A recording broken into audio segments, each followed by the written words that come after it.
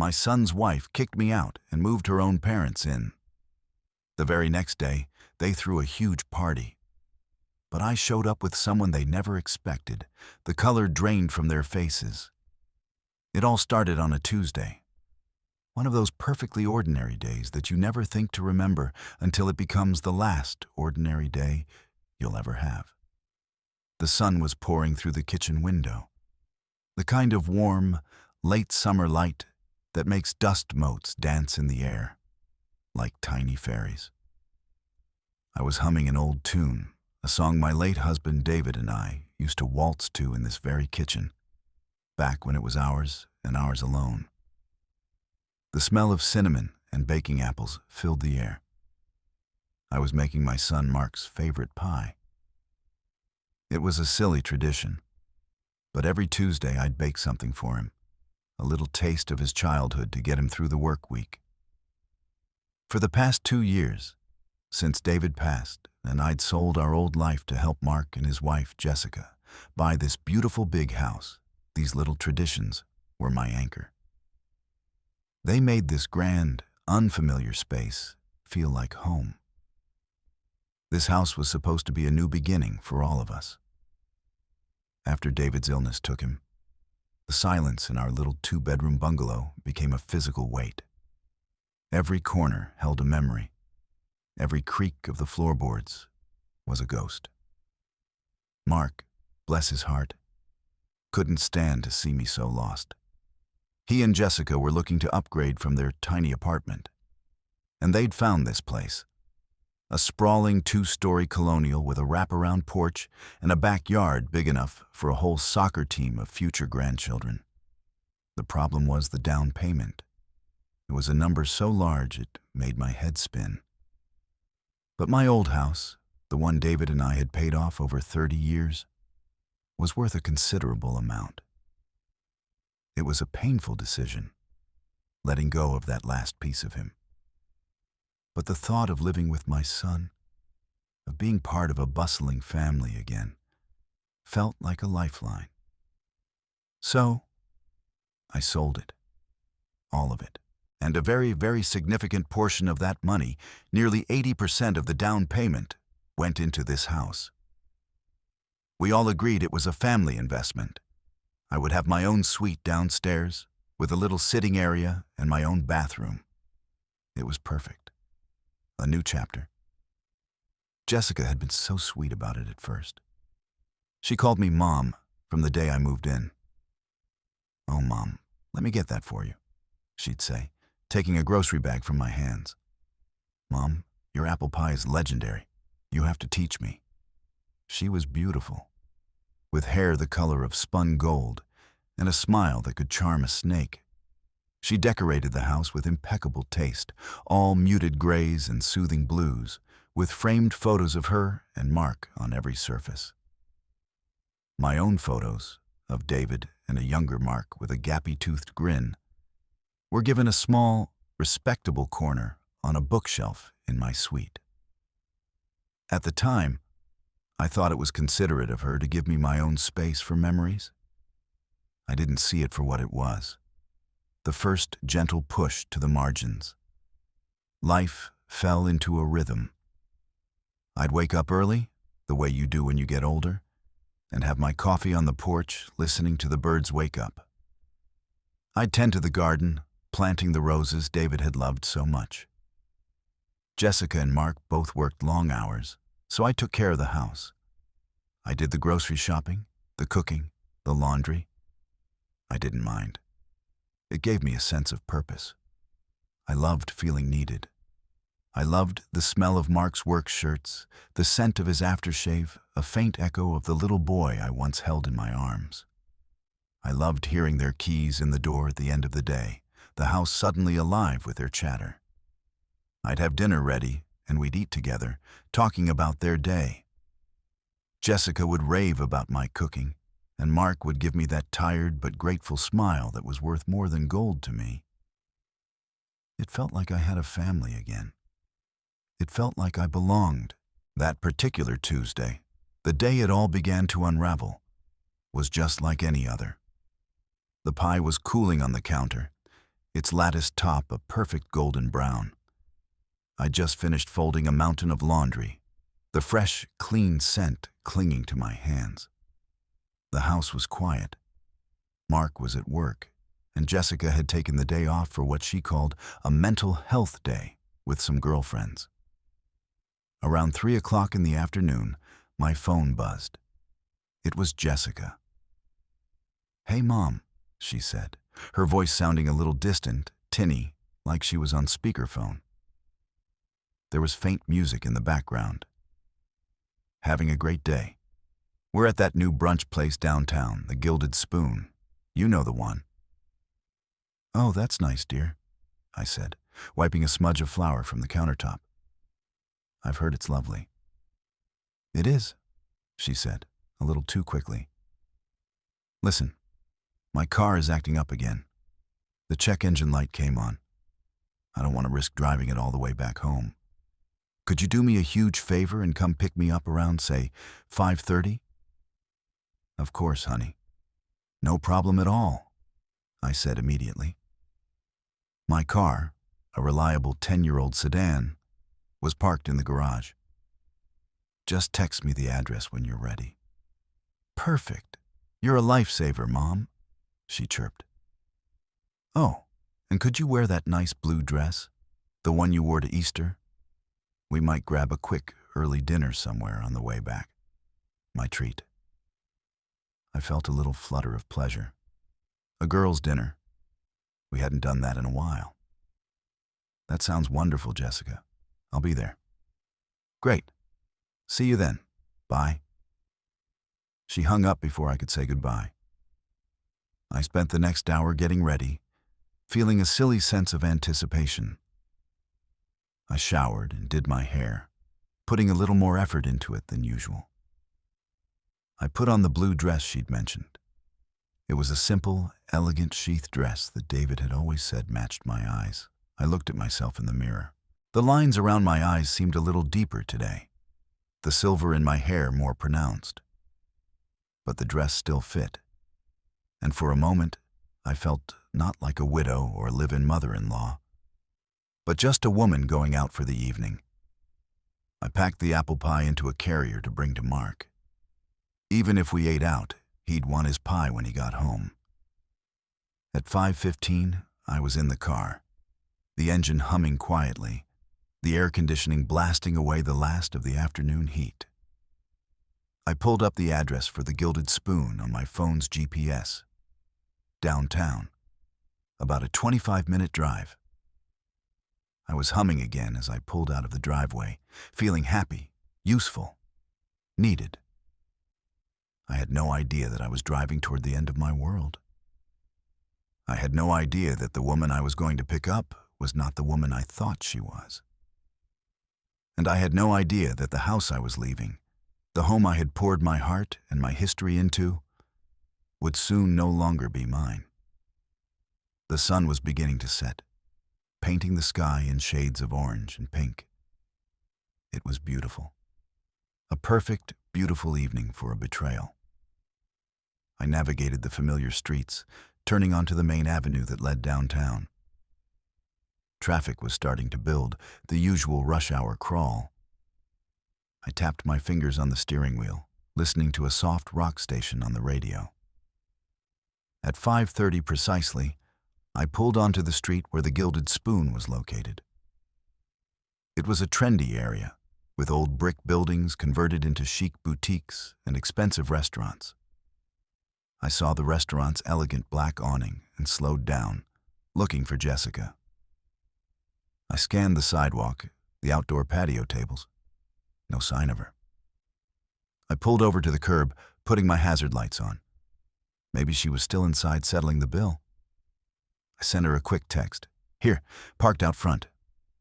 A minute passed, then 2. My phone remained silent. I looked at the restaurant again.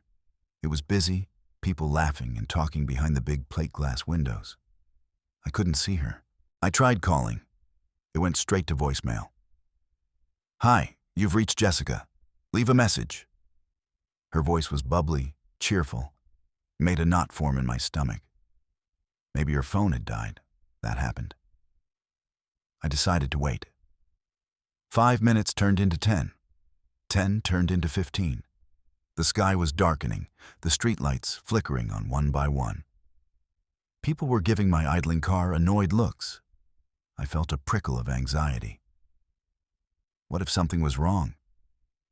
But she'd sounded fine on the phone. Perfectly fine. I called again. Voicemail. After 20 minutes of waiting, a parking enforcement officer tapped on my window. "Ma'am, you can't idle here. You have to move." "Oh, I'm sorry, officer. I'm just waiting for my daughter-in-law," I explained, my voice sounding a little shaky. "You gotta circle the block or find a proper parking spot," he said, not unkindly, but firmly. "Okay, thank you." My heart was starting to pound now. This wasn't like her. Jessica was surgically attached to her phone. I circled the block, my eyes glued to the front of the restaurant. I did this 3 times. No Jessica. On the 4th loop, I saw a parking spot open up about half a block down. I quickly maneuvered my car into it, my hands feeling clammy on the steering wheel. I fumbled with the parking meter, feeding it enough quarters for an hour. I walked briskly toward the restaurant, the evening air suddenly feeling chilly against my arms. The knot in my stomach had tightened into a cold, hard stone. Something was wrong. I pushed open the heavy glass door of the Gilded Spoon. The hostess, a young woman with a severe haircut and a bored expression, looked up from her stand. "Good evening. Do you have a reservation?" she asked, her tone flat. "No, I'm sorry. I'm looking for someone. My daughter-in-law, Jessica. Jessica Miller. She was here with friends." The hostess tapped a few things on her computer screen. She frowned. "Miller? I don't have a reservation under that name for today." "Oh," I said, feeling a wave of confusion. "Well, she was definitely here. She called me from here. Tall, blonde hair?" The hostess gave me a look that was somewhere between pity and annoyance. "Ma'am, we've had hundreds of people in here today. I can't possibly remember all of them." "Of course, I understand," I stammered. Could I just take a quick look around?" She sighed, a theatrical, put-upon sound. "Fine, but be quick about it." I walked through the dining room, my heart thumping against my ribs. The restaurant was noisy, a clatter of cutlery and a hum of conversations. I peered at every table, my eyes searching every face. I felt a dozen pairs of eyes on me. This older woman in a nice dress, looking lost and out of place. There was no sign of Jessica, not a single familiar face. I made my way to the back, near the restrooms, my hopes sinking with every step. She wasn't here. She was gone. I stood there for a moment in the middle of the restaurant, feeling foolish and deeply, profoundly unsettled. Why would she lie? Why tell me to come here if she wasn't here? I walked back to the front, my steps heavy.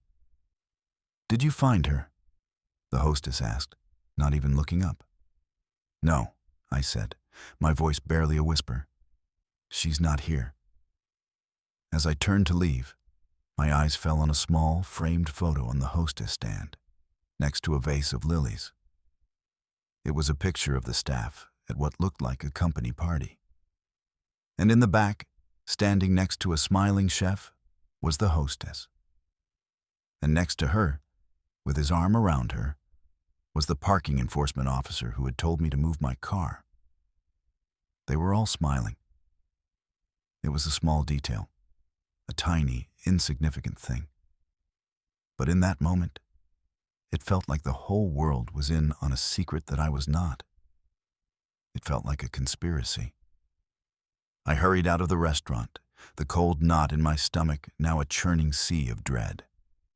As I walked back to my car, my phone finally buzzed. It was a text from Jessica. "So sorry. Change of plans. My friend's dad is a mechanic. He came and gave my car a jump. All good now. On my way home. See you there?" I stared at the screen, the cheerful words blurring in front of my eyes. A jump start for a check engine light. The two things had nothing to do with each other. It was a lie. A clumsy, stupid lie. And then a second text came through, just one word. "Hurry." I stood on that darkening street corner, the city lights reflecting in my tear-filled eyes. And I knew. I knew with a certainty that chilled me to the bone that I was not hurrying home to a loving family. I was being summoned. And something terrible was waiting for me. The drive home was a blur. The city lights smeared across my windshield like wet paint, the cheerful pop songs on the radio sounding mocking and hollow.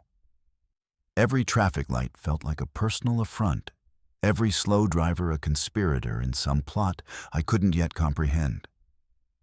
Jessica's texts echoed in my mind. "On my way home. See you there. Hurry." A jump start for a check engine light. It was such a flimsy excuse, an insult to my intelligence. It was the kind of lie you tell when you don't care if you're believed. The casual cruelty of it was a slap in the face. Why the elaborate charade? The request for the blue dress, the promise of dinner. It was a performance, and I had been the unwitting audience of one. The question wasn't just why she had lied, but what was the purpose of getting me out of the house for precisely 2 hours? My hands gripped the steering wheel so tightly my knuckles were white. The apple pie sat on the passenger seat, its sweet, wholesome scent now seeming like a relic from another lifetime, from a morning when I still believed in the quiet comfort of my life. I thought back over the last few months, searching for signs, for clues I had missed. And now, with the fog of blissful ignorance lifting, they came flooding in, sharp and painful as shards of glass. There was the incident with my mother's locket. It was a small silver heart that I always kept on my nightstand. One morning, it was gone. I searched my suite for 3 days, my anxiety growing with each passing hour. I was convinced I had lost it, another sign of my mind getting fuzzier with age. Jessica had been so sympathetic. "Oh, Mom, don't worry, it'll turn up," she'd said, patting my arm. "Things like that always do." And then, a week later, she'd found it. It was in the back of the silverware drawer in the main kitchen. "Isn't that the strangest thing?" she'd laughed. "You must have been putting away the forks and it just slipped in there." I'd been so relieved to have it back that I didn't question it. But now I could see it clearly.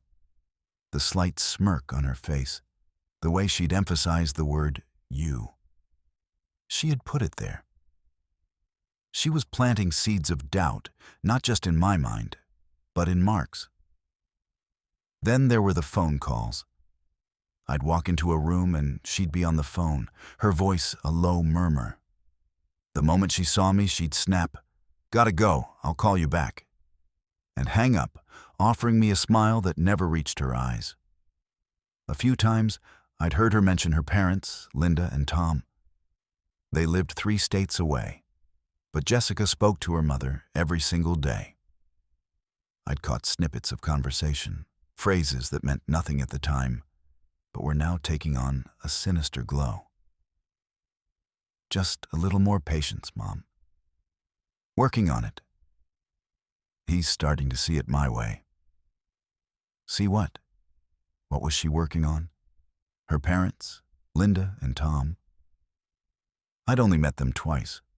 Once at the wedding, a lavish affair that Jessica had insisted on, and once when they'd visited for a weekend shortly after I moved in. Linda was a woman who seemed to be perpetually dissatisfied, her lips set in a permanent thin line of disapproval. She'd walked through the house with a critical eye, running a finger along a windowsill and inspecting it for dust. Tom was quiet, a large man who seemed to take up all the air in a room, his eyes missing nothing. I remember one moment vividly. I was in the kitchen, making them coffee, and I overheard Linda talking to Jessica in the living room, her voice a sharp whisper. "I don't know how you do it, Jessie. Having her underfoot all the time. It's your house." Jessica had shushed her, but the words had hung in the air, a little poison dart that had found its mark. I had tried to ignore it, telling myself it was just a mother being protective of her daughter's space. Now, I saw it was a declaration of intent. As I turned onto our street, a new wave of dread washed over me. The street was dark, our house the only one with every single light blazing.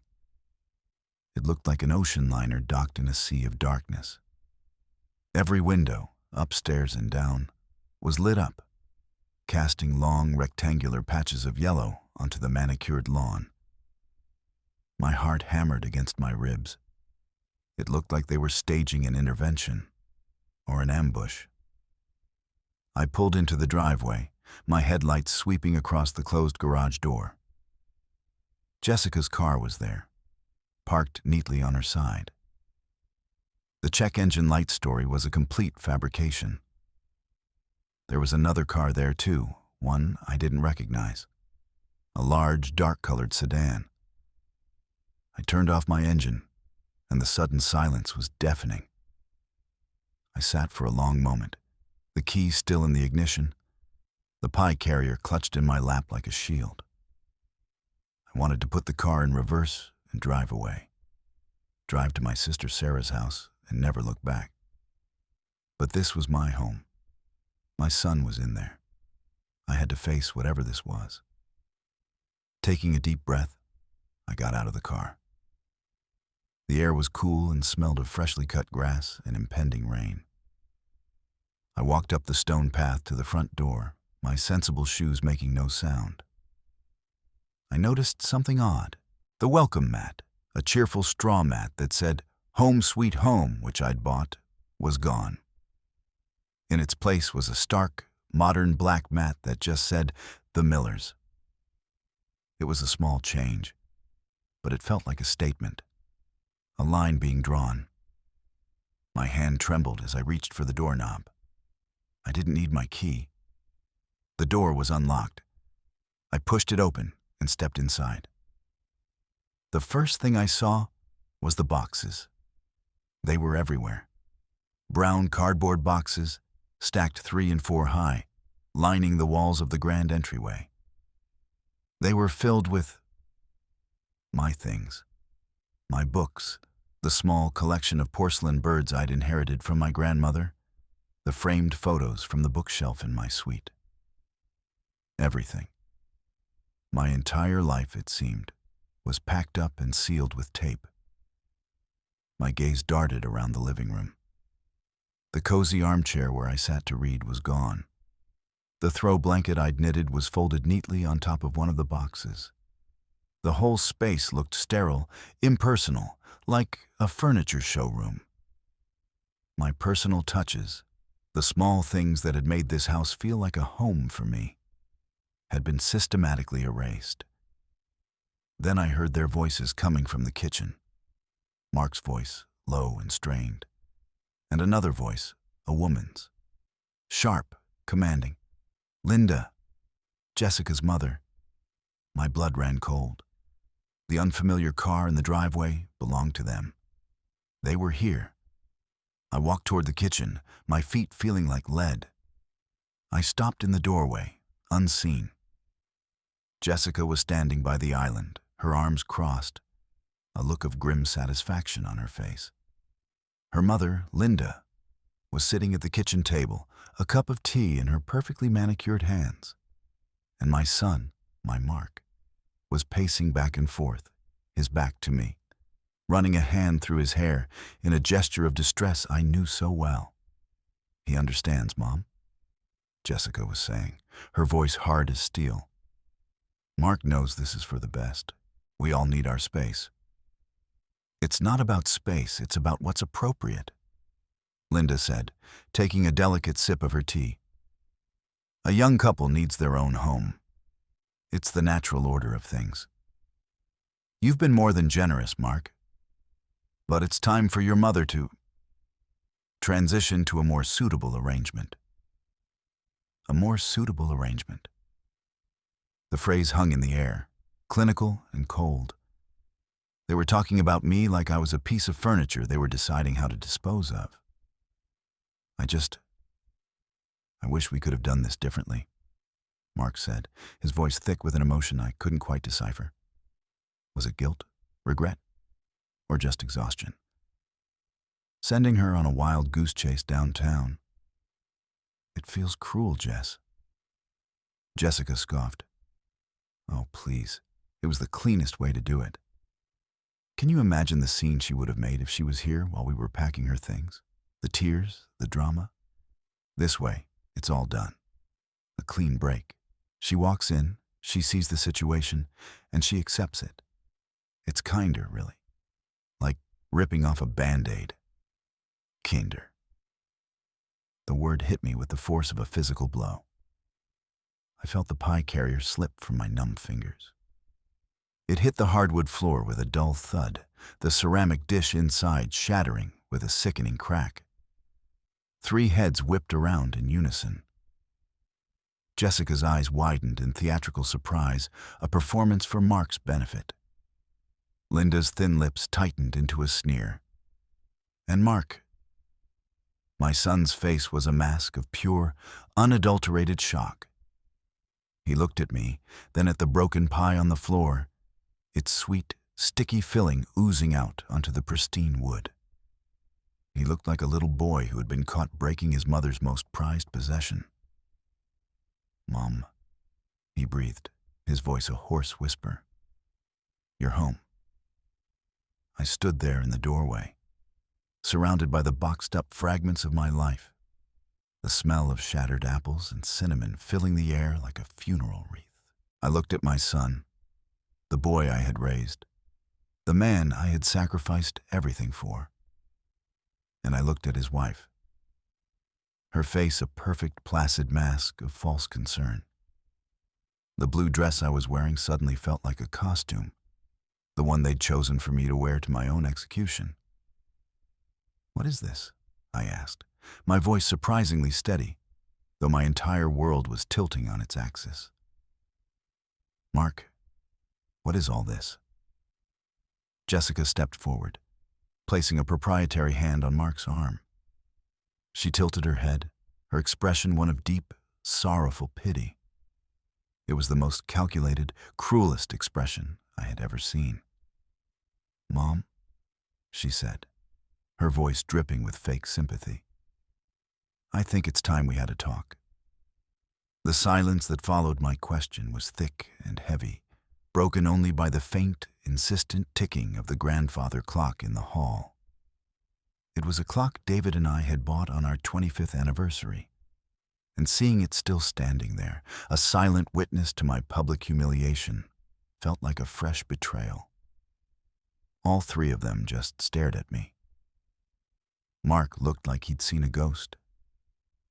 Linda looked at me with an expression of pure, unadulterated disdain, as if I were a cockroach she'd just found in her soup. And Jessica. Jessica's face was a masterpiece of practiced sorrow. Her brow was furrowed, her lips turned down in a gentle frown. She looked like an actress playing the part of a concerned daughter-in-law in a low-budget television movie. A talk?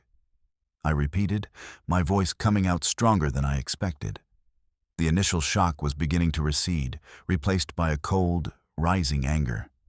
I took a step into the kitchen, my shoe crunching on a piece of the shattered pie dish. The sweet, cloying smell of the filling was making me nauseous. It looks like you've done a lot more than just talk, Jessica. My eyes swept over the room again.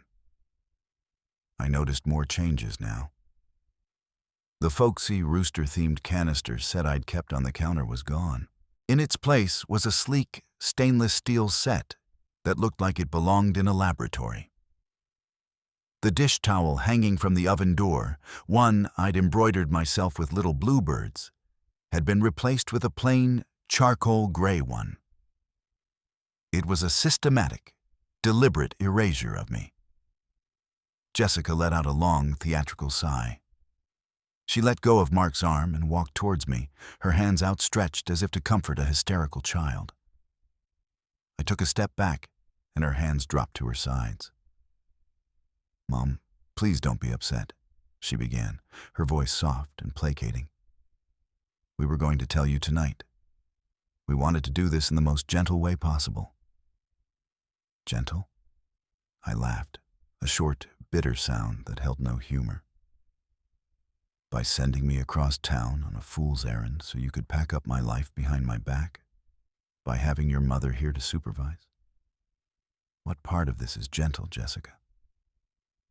Linda sniffed from her seat at the table. "There's no need for hysterics, Carol. We are all adults here. Jessica and Mark have been very generous, but this living arrangement is simply no longer sustainable." "This living arrangement," I repeated, the words tasting like poison in my mouth. "You mean me living in the house that I helped pay for? The house that wouldn't exist without the money from my husband's and my entire life's work?" A flicker of something, anger, fear, crossed Jessica's face before she smoothed it over again. "Now, that's not entirely fair," she said smoothly. "Your contribution was a gift, Mom. A very generous gift to help your son get a start in life. We are all so grateful for it. But a gift doesn't come with lifetime residency." "A gift?" I was stunned into silence for a moment. "A gift." We had sat around this very table, the three of us, with paperwork from the bank spread out before us. We had discussed it as an investment, a partnership. My name wasn't on the mortgage because the bank had said it was cleaner with just the two of them. But we had a separate agreement, one we'd all signed. A simple document, drafted by a lawyer friend of David's, stating that my contribution entitled me to live in the house for as long as I wished. It was our family's safety net. My safety net. Did they think I had forgotten? "Mark," I said, turning my gaze to my son, who had been silent this whole time, his eyes fixed on the broken pie on the floor. "Mark, look at me. Is this what you believe? That it was just a gift?" He finally lifted his head, and his eyes were filled with such a profound misery that it almost broke my heart all over again. He looked trapped, a man caught between two worlds, and he had chosen the wrong one. "Mom, it's complicated," he mumbled, not meeting my eyes. "It wasn't complicated this morning when I was baking your favorite pie," I said, my voice rising. "It wasn't complicated when I was doing your laundry or running your errands. It only got complicated when her parents showed up. Is that it?" "That's enough," Jessica snapped, her voice losing its syrupy sweetness and taking on a sharp, commanding edge. The mask was slipping. "My parents are here to help us move into our home. They're moving into the guest suite downstairs."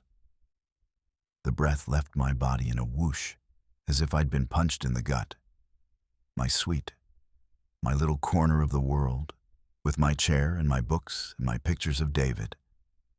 They were giving my home to her parents. The full scope of the betrayal hit me then, a tidal wave of pain and disbelief.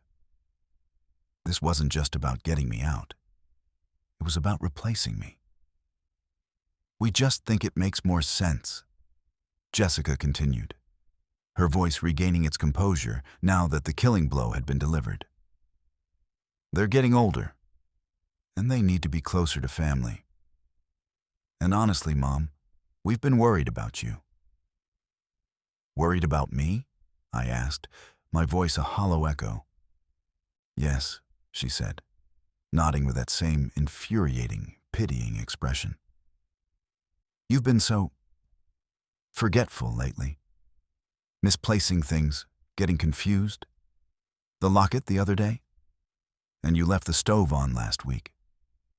Mark and I just think, maybe it's time for you to be in a place with more professional care. A place where people can look after you properly. The stove. I hadn't left the stove on. I had cooked dinner, turned everything off, and she had gone back into the kitchen later to get a glass of water. She must have turned it on herself just for a moment, and then discovered it later. It was all a setup. The lost locket. The forgetfulness. She hadn't just been erasing me from the house. She had been building a case against me, meticulously crafting a narrative that I was incompetent, a senile old woman who was a danger to herself. She had been gaslighting me for months. I am not forgetful, I said, my voice low and shaking with rage. I am not confused, and I am not senile. I know exactly what you have been doing, Jessica. Mark finally spoke, his voice pleading. Mom, please, let's not fight. Jessica's parents drove all day. They're tired. We've made arrangements for you. You can go stay with Aunt Sarah for a while, just for a little bit, until we find a nice facility for you. A facility. The word was so sterile, so final. They were going to put me in a home, a nursing home. They were going to take the money I had given them, the money that had bought this roof over their heads, and use it to enjoy their lives while they shipped me off to die among strangers. The anger that had been simmering inside me erupted. No, I said. The word was quiet, but it seemed to suck all the air out of the room. No, I am not going to my sister's. I am not going to a facility. I am staying here, in my home. Linda let out a derisive snort from the table. Carol, be reasonable. Your things are already packed. The decision has been made. You have no right to make that decision, I said, my eyes locking onto hers. This is as much my house as it is theirs. Jessica laughed, a genuine, ugly laugh this time. The mask was completely gone, revealing the cold, hard face beneath. Oh, Mom, don't be delusional. Your name isn't on the deed. It's not on the mortgage. Legally, you are a guest here, and your invitation has just been rescinded. She walked over to the front door and opened it wide, letting in a gust of cold, damp air. You can either walk out of here with your dignity, or we can call someone to escort you out. The choice is yours. I stood there, frozen, escorted out, like a criminal, from my own home. I looked at Mark, my last hope. I searched his face for any sign of defiance, any spark of the loyal, loving son I thought I had raised. But there was nothing, just a deep, abiding weakness. He couldn't look at me. He just stared at his shoes, his shoulders slumped in defeat. He had made his choice. He had chosen her. A profound, bone-deep weariness settled over me. I felt 100 years old. What was the point of fighting? I was one woman against 3 of them. My son had abandoned me. They had a story all crafted, a narrative of my supposed decline that they had probably already started spreading among their friends, among the family. Any resistance from me now would only feed into their story. See? We told you she was getting irrational, so combative. They had thought of everything. Slowly, I turned and walked toward the front door. I didn't look at the boxes filled with my memories. I didn't look at the shattered pie on the floor. I looked straight ahead. As I passed Jessica, she had the audacity to place a hand on my arm. This is for the best, Mom. You'll see, she whispered. I shook her hand off like it was a spider. I didn't say a word. I just looked at her, and for the first time, I think she saw something in my eyes that wasn't sadness or confusion. She saw cold, hard clarity, and it made her flinch. I stepped out onto the porch, into the cold night air. The door clicked shut behind me, the sound echoing in the stillness like a gunshot. I was outside. They were inside. It was done. I stood there on the new black welcome mat, the one that declared this house belonged only to the Millers. I didn't have my purse, my phone, or my car keys. They were all inside, on the small table by the door. I was locked out, with nothing but the clothes on my back, the blue dress they had asked me to wear. I looked up at the sky. A few drops of rain began to fall, cold and sharp against my skin. I had nowhere to go. I had never felt so utterly and completely alone in my entire life. The rain started in earnest then, not a gentle drizzle, but a cold, driving downpour that soaked through my dress in seconds. It plastered my hair to my scalp and ran in cold rivulets down my face, mingling with the tears I refused to let them see. The world had narrowed to the slick, dark asphalt of the driveway and the mocking, cheerful light pouring from the windows of the house. My house. The house that was no longer mine. The sound of the front door clicking shut was the loudest sound I had ever heard. It was the sound of my life breaking in two. For a long moment, I just stood there, paralyzed by a grief so profound, it felt like a physical weight pressing down on me, crushing the air from my lungs. Every happy memory I had made within those walls, laughing with Mark over a silly movie, the smell of my baking filling the kitchen, the quiet satisfaction of a garden well tended, had been tainted, twisted into something ugly. They were props in a play Jessica had directed, and I was the fool who didn't know her lines. The kindness, the smiles, the "I love you, moms," all of it had been a lie. A long, cruel, meticulous con. A car drove slowly down the street, its headlights cutting through the rain and illuminating me for a moment. I must have been a strange sight. An older woman in a nice dress, standing alone in a driveway in the pouring rain, staring at a house. The driver slowed, probably concerned, but then sped up and drove on. Who wants to get involved in a stranger's sorrow? I felt a wave of shame so intense it made me want to curl up and disappear. They had taken my home, and now they had taken my dignity too. A light flickered on in my old suite, the downstairs bedroom. I saw silhouettes moving behind the curtains. Linda and Tom, no doubt, settling in, moving their belongings into the space where my life had been just hours before. The thought of them sleeping in my bed, putting their clothes in my closet, was a violation that made my stomach churn. I had to get away. I couldn't stand here and watch them colonize my life. My sister, Sarah. Mark's words came back to me. You can go stay with Aunt Sarah for a while. It wasn't a suggestion. It was my only option. Sarah lived about 15 miles away, in the next town over. 15 miles felt like 1,000. I didn't have my phone to call her. I didn't have my car keys. My purse was sitting on the little entryway table right inside the front door. So close. I thought about knocking, about begging them to at least give me my purse. But I couldn't. I couldn't face them again. I couldn't bear to see the pity on Mark's face or the triumph on Jessica's. My pride, the last thing I had left, wouldn't allow it. There was a gas station about a mile down the main road. They would have a payphone. Did payphones even exist anymore?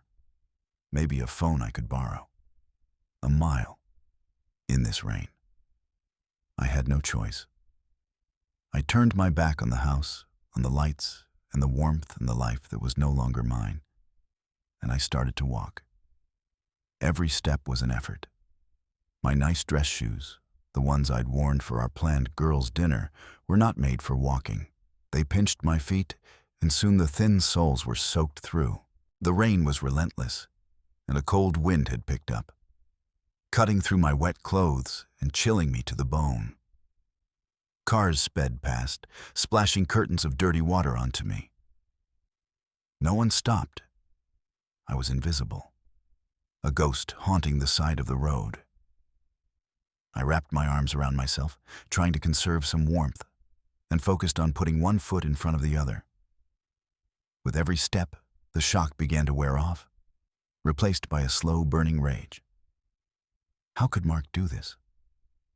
My son, the baby I had held, the boy whose scraped knees I had bandaged, the teenager whose heartbreaks I had soothed. I had loved him unconditionally, supported him in every way I knew how, and he had stood by and let his wife throw me out into the street like a piece of trash. He was weak. I had always known it on some level. He had David's kind heart, but none of his backbone. Jessica was strong, and he had simply allowed himself to be carried along by the force of her will, even when it meant betraying his own mother. The thought of his weakness was, in some ways, more painful than Jessica's malice. Malice, I could understand. It was an active evil. But Mark's passive betrayal felt like a deeper wound. It was the quiet, insidious rot of a love that had failed. It felt like an eternity. But finally, I saw the bright, garish lights of the gas station ahead. The sign, a glowing beacon of red and yellow, was the most beautiful thing I had ever seen. I stumbled into the small, fluorescent-lit convenience store, dripping a puddle of water onto the linoleum floor. The cashier, a young man with tired eyes and a name tag that said Kevin, looked up from his phone, his expression a mixture of alarm and annoyance. "Whoa," he said. "You okay, lady?" "My car, it broke down," I lied, the words tasting like ash in my mouth. I couldn't bring myself to tell a stranger the humiliating truth. "I need to use a phone to call my sister." He looked me up and down, taking in my soaked dress and shivering frame. A flicker of sympathy crossed his face. "We don't have a payphone," he said, "but you can use the store phone. It's right here." He pushed the receiver on the counter towards me. "Thank you," I whispered, my voice hoarse. "Thank you so much." My fingers were so cold and numb that I had trouble dialing Sarah's number. I had to try 3 times before I got it right. It rang once, twice, 3 times. "Please pick up, Sarah. Please be home." "Hello?" Her voice, warm and familiar, was like a lifeline. "Sarah," I choked out, and then a sob I had been holding back finally broke free. "Sarah, it's me. It's Carol." "Carol? Oh my God, you sound awful. What's wrong? Where are you?" The story came tumbling out of me then, a torrent of broken words and ragged sobs. I told her everything. The fake errand downtown, the packed boxes, Jessica's parents, the things they'd said, Mark's silence. I told her I was at a gas station, soaked to the bone, with nowhere to go. Kevin, the cashier, pretended to be busy wiping down the counter, but I knew he was listening, his eyes wide with disbelief. "Stay right there," Sarah said, her voice a steel rod of fury. "Don't move. I'm getting in my car right now. I'll be there in 20 minutes. Just stay put, Carol. I'm coming." She hung up, and I stood there leaning against the counter, the phone still pressed to my ear, a wave of relief so powerful it almost buckled my knees. Someone was coming. I was not completely alone. Kevin pushed a steaming cup of coffee into my hands. "Here," he said gruffly. "On the house. You look like you need it." "Thank you," I said, wrapping my cold hands around the warm styrofoam cup. The simple act of kindness from a complete stranger made me want to cry all over again. The next 20 minutes were a strange, timeless limbo. I sipped the hot coffee, the warmth slowly seeping back into my body. I watched the rain lash against the windows and the cars passing on the road outside. I was in a state of suspended animation, the full reality of my situation too enormous to fully process. I was homeless. I was 62 years old, and I was homeless. The money I should have had for my own retirement, my own security, was tied up in a house I could no longer enter. I had given them everything, and they had left me with nothing. True to her word, Sarah's car screeched into the parking lot exactly 20 minutes later. She burst through the door, her face a thundercloud of rage. Sarah was 2 years younger than me, but she had always been the fiery one, the protector. She took one look at me, and her expression softened into one of deep concern. She wrapped me in a hug, and I buried my face in her shoulder, finally letting go of the last of my composure. "Let's get you home," she said, her voice firm but gentle. She helped me out to her car, wrapping a blanket she'd brought around my shoulders. As we drove away from the gas station, back into the rainy night, I didn't look back. Sarah's house was small and cozy, filled with books and clutter and the smell of her 2 cats. It was everything my old house had been, and everything Mark and Jessica's house was not. It was a real home. She ran me a hot bath, gave me a set of her warmest pajamas, and sat me down on the couch with a cup of tea. We talked for hours. Or rather, I talked, and she listened, her anger growing with every detail I shared. When I finally got to the part about the gift and the agreement we had all signed, she sat bolt upright. "The agreement?" she said, her eyes sharp. "Carol, where is it? Where is that document?" My heart sank. It was in the top drawer of my desk," I said, my voice barely a whisper. "In my suite, at the house." Sarah groaned and put her head in her hands. "Of course it is. They've probably already found it and destroyed it." "It doesn't matter," I said, feeling a wave of hopelessness. "Like Jessica said, my name isn't on the deed. What can I do?" "I don't know," Sarah admitted, her face grim. "But we're not going to just let them get away with this. Not my sister. No way in hell." I stayed up all night, unable to sleep. I just sat on Sarah's comfortable, slightly lumpy couch, staring into the darkness, the events of the day playing over and over in my mind like a horror movie. Sometime around dawn, exhausted and hollowed out, I finally drifted into a restless sleep. I was woken a few hours later by the sound of Sarah's phone buzzing insistently on the coffee table. She picked it up, her brow furrowed in annoyance. Her eyes widened as she read the screen. "You have got to be kidding me," she muttered. "What is it?" I asked, my voice thick with sleep.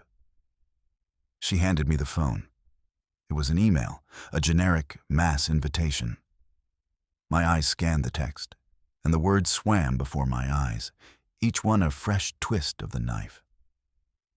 "You're invited. Please join us for a spur-of-the-moment housewarming and parent welcome party. We're so excited to finally make this house our own and welcome Linda and Tom to their new home. Join us for food, music, and celebration tomorrow night at 7 o'clock. The Millers."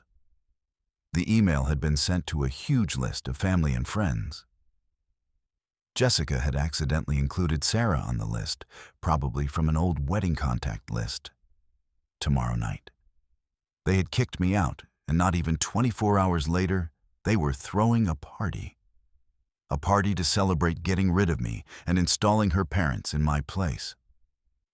The audacity of it, the sheer, unmitigated cruelty, took my breath away. They weren't just content to banish me. They had to dance on the grave of the life I'd had there. I stared at the invitation, and something inside me shifted. The grief, the shame, the hopelessness, it all burned away, leaving behind something hard and cold and clear. It was rage. Pure, undiluted rage. And in that moment, I knew I was not going to let them win. I was not going to disappear quietly into a facility. They're making it their own, are they? I said, my voice quiet but filled with a new, unfamiliar resolve. We'll see about that. Sarah looked at me, a slow smile spreading across her face. What are you thinking, Carol? And then a memory sparked in my mind, a detail so small I had almost forgotten it. The agreement, the one in my desk drawer. I had made a copy. David, my meticulous, careful David, had always insisted. One for you, one for me, and one for the safe deposit box, just in case. The safe deposit box. The key was on my keychain, in my purse, still inside that house. But there was another key. David had given one to our lawyer, Mr. Albright, years ago, along with copies of all our important papers for safekeeping. Sarah, I said, my heart starting to pound with a new kind of energy. Get me the phone book. I need to make a call. I think it's time I spoke to a lawyer. They wanted a party. They wanted a celebration. Well, I was going to give them one. I was going to show up to their little victory celebration, and I wasn't going to come alone. The next morning, the world felt different. The rain had stopped, and a weak, watery sun was trying to break through the clouds. It was as if the storm inside me had finally passed, leaving behind a stark, clear landscape. The woman who had cried herself to sleep on her sister's couch was gone. In her place was someone I barely recognized, a woman fueled by a cold, quiet fury and a singular, burning purpose. Justice. Sarah made us coffee, strong and black, and we sat at her kitchen table, which was covered in a cheerful cherry print tablecloth. The domesticity of the scene was a strange contrast to the war we were planning. Are you sure about this, Carol? Sarah asked, her voice gentle but her eyes sharp. Confronting them at the party, it could get ugly. It's already ugly, Sarah, I replied, my voice steady.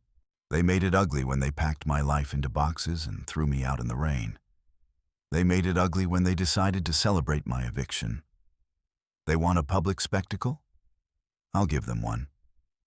But it's going to be on my terms, not theirs. I looked up the number for Albright, Hayes, and Associates. My hand was perfectly steady as I dialed. David had always spoken so highly of Jonathan Albright. He's a bulldog, Carol, he used to say. Looks like a friendly old grandpa, but he's a bulldog when it comes to a fight. I had never needed a bulldog before. My life had been simple, quiet. But now, I needed the meanest, most tenacious bulldog I could find. A receptionist, with a crisp, professional voice, answered. Albright, Hayes, and Associates. How may I direct your call? I'd like to speak with Mr. Jonathan Albright, please, I said. My name is Carol Miller. I'm the widow of a former client, David Miller. There was a pause, the clicking of a keyboard. One moment, please. I was put on hold, listening to a bland classical music piece that did nothing to soothe the frantic beating of my heart. What if he didn't remember us? What if he was retired? What if he couldn't help? Then a deep, calm voice came on the line. This is Jonathan Albright. Mrs. Miller, it's been a long time. I was so sorry to hear about David's passing. He was a fine man. Tears pricked my eyes at the mention of David's name. Thank you, Mr. Albright. He thought the world of you.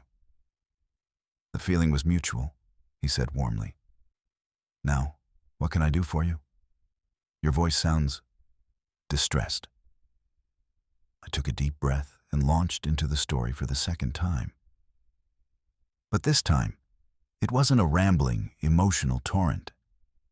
It was a clear, concise, point-by-point recitation of the facts.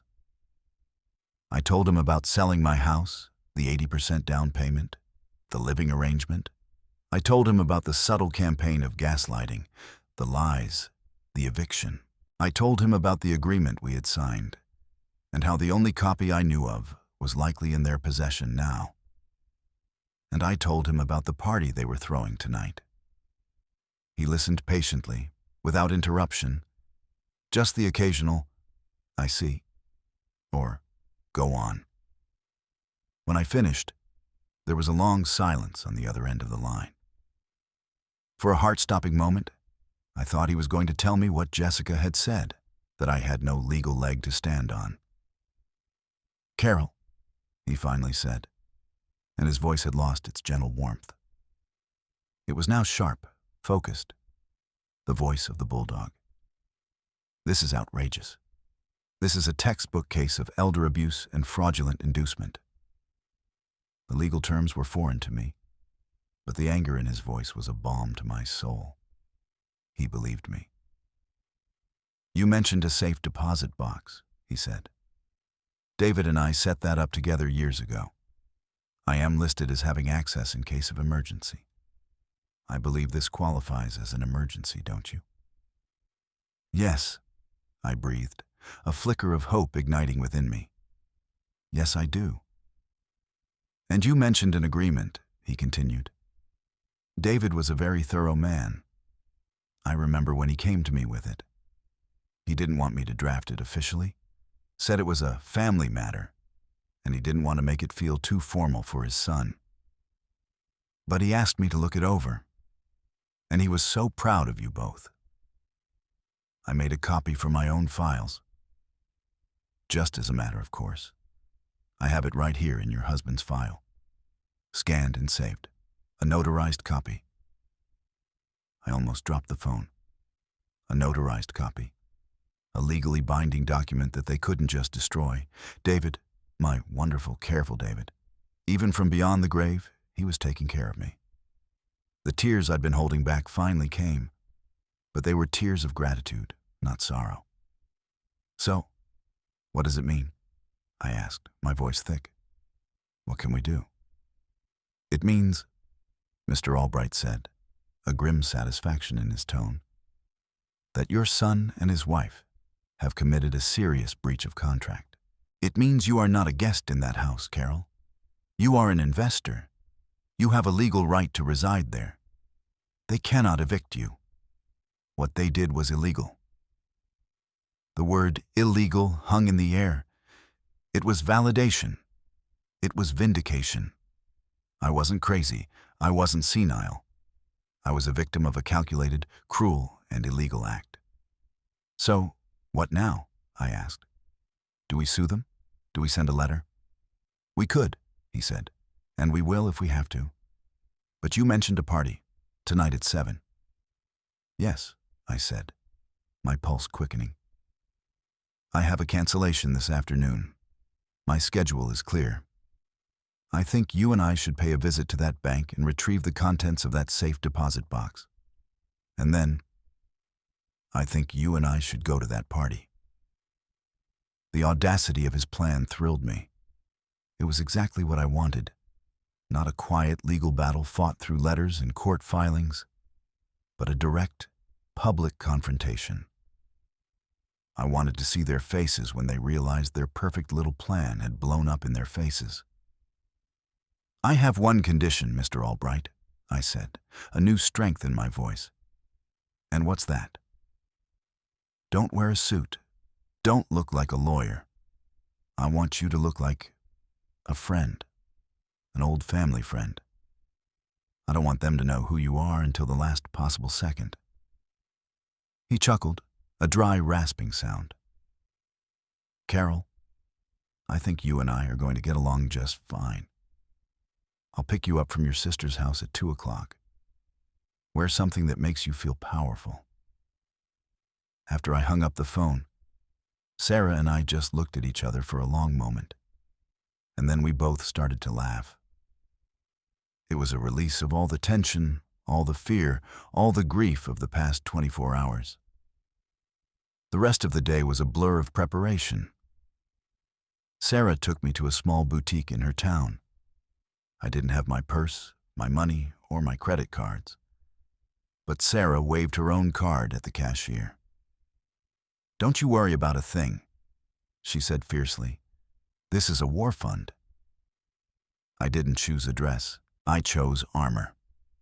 A pair of impeccably tailored black trousers, a cream-colored silk blouse, and a sharp, structured blazer in a deep burgundy color. It was a far cry from the soft, floral dresses I usually wore. This outfit was for a woman who meant business. We bought new shoes too. Low, elegant heels that made a satisfying, solid click when I walked. Back at Sarah's, I showered and did my hair and makeup with a level of care I hadn't bothered with in years. When I looked in the mirror, the woman looking back was not the broken, weeping person from the night before. Her eyes were clear, her chin was high. There were still lines of grief and stress around her eyes, but now they looked like battle scars, not signs of weakness. For the first time since David died, I felt not just like a widow or a mother or mother-in-law. I felt like myself, Carol Miller, a woman to be reckoned with. At exactly 2 o'clock, a modest, dark gray sedan pulled into Sarah's driveway. Mr. Albright got out. He wasn't the imposing corporate lawyer I had imagined. He was a man in his late 60s, with a kind, wrinkled face, a full head of white hair, and intelligent, twinkling eyes. He was wearing a simple tweed jacket, a cashmere sweater, and comfortable-looking trousers. He looked exactly like what I had asked for. A gentle, retired professor, perhaps. An old friend of the family. No one would ever suspect he was a bulldog. "Carol," he said, taking my hand. His grip was firm and reassuring. "You look ready." "I am," I said. Our trip to the bank was quiet and efficient. Mr. Albright presented his key and his identification, along with a copy of David's death certificate and the legal document authorizing his access. The bank manager, a severe-looking woman with glasses on a chain, led us into the vault. The air was cold and still, smelling of metal and old paper. She retrieved our box and showed us to a small private viewing room. Mr. Albright opened the box. Inside, nestled among old stock certificates and insurance policies, was a large manila envelope with David's familiar, neat handwriting on the front. House agreement. My hands trembled as I opened it. There it was, the original document. 3 pages of simple, clear language outlining the terms of my financial contribution and my right to lifelong residency. And at the bottom, 3 signatures. Mine, Mark's, and Jessica's, her loopy, flamboyant signature a stark contrast to the lies she had told. "This is it," I whispered. "This is the ammunition," Mr. Albright corrected me gently. He placed the document carefully into his leather briefcase. "Now, we just have to wait for the right moment to fire." As we left the bank, the sun was beginning to set. The party would be starting in a few hours. A nervous energy began to hum beneath my skin, a mixture of terror and exhilarating anticipation. Mr. Albright must have sensed it. "Are you scared, Carol?" he asked as we drove back toward Sarah's house. "Terrified," I admitted. "Good," he said with a small smile. "That means you're alive. They tried to bury you, Carol? Tonight, you get to remind them that you are not dead yet." His words settled deep in my bones. He was right. This wasn't just about a house or money. It was about my life. They had tried to declare my life over, to pack me away like an old, forgotten photograph. Tonight, I was going to step back into the frame. The hours leading up to the party were the longest of my life. Sarah made an early dinner, a simple soup and salad, but I could barely swallow a bite. My stomach was a tight knot of nerves. I kept pacing the length of her small living room. The click-clack of my new heels on her hardwood floor, a rhythmic counterpoint to the frantic beating of my heart. Every tick of the clock on the mantelpiece sounded like a drum beat, counting down to the moment of confrontation. Sarah watched me, her expression a mixture of worry and fierce pride. "You don't have to do this, you know," she said softly for the third time.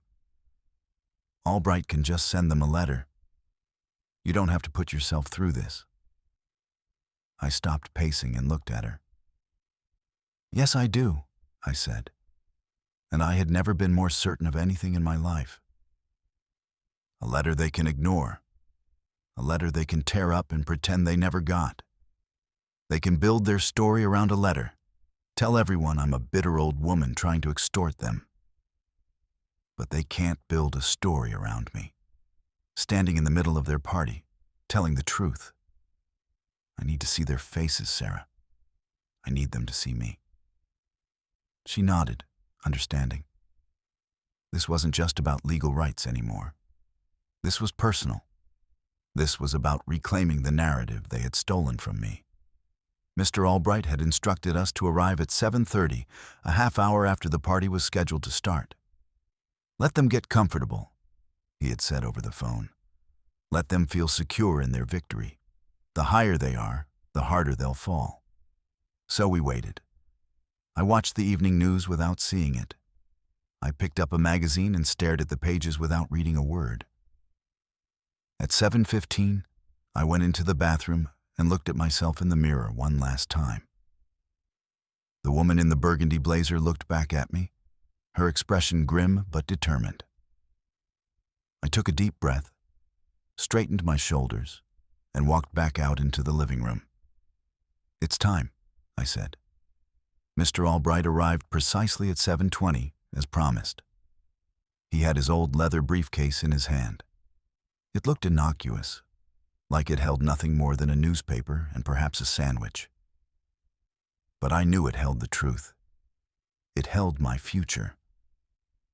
The 15-mile drive to my old neighborhood was made in near silence. The streets were dark, dotted with the warm, inviting lights of other people's homes, other people's normal, happy lives. My own hands were clenched into fists in my lap. Mr. Albright drove calmly, his eyes on the road, a picture of serene confidence. His presence was a comfort, a steady anchor in the swirling chaos of my emotions. As we turned onto my street, my heart began to hammer against my ribs so hard I thought it might break through.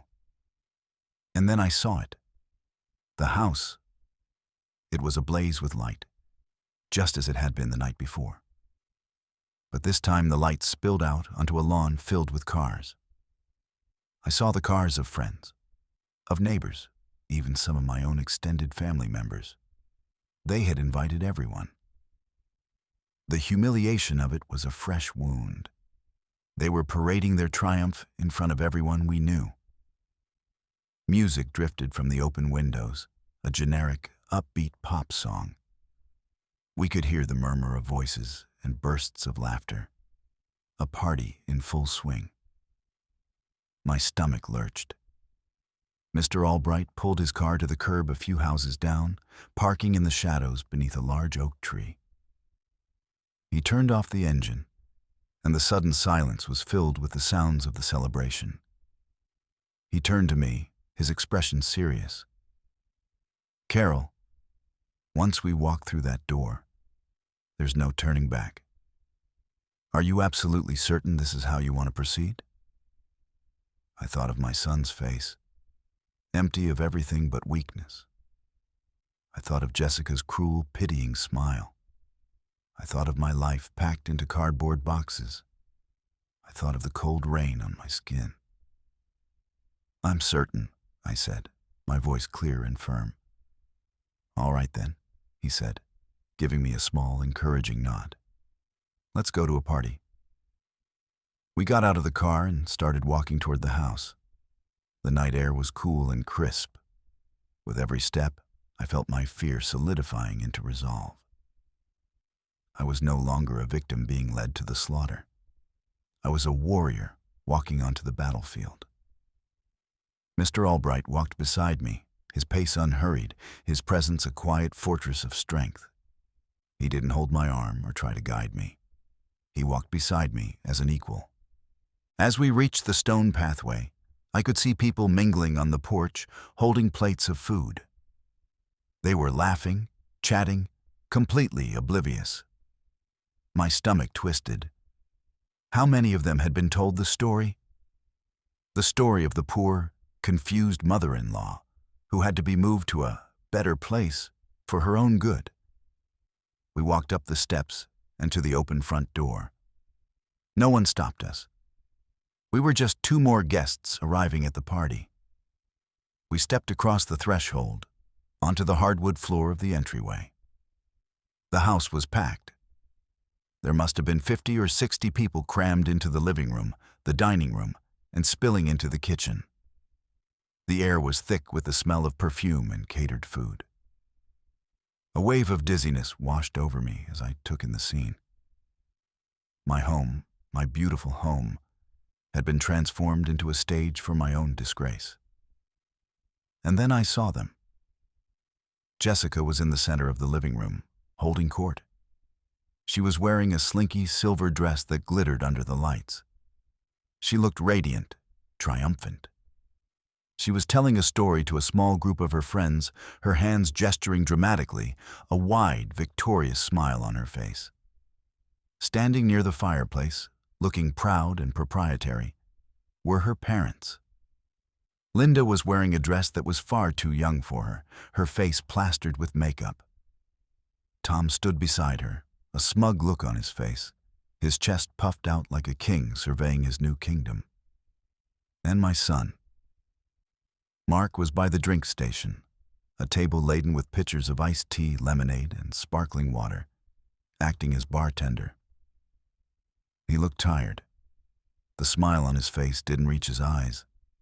He looked like a puppet, going through the motions, a hollowed-out version of the man he used to be. He was laughing at something a guest said, but the laugh was brittle, fake. No one had noticed us yet. We were just standing in the crowded entryway, two more faces in the sea of guests. The noise, the music, the laughter. It all seemed to fade away into a dull roar in my ears. All I could see were the four of them, the architects of my pain, celebrating their spoils.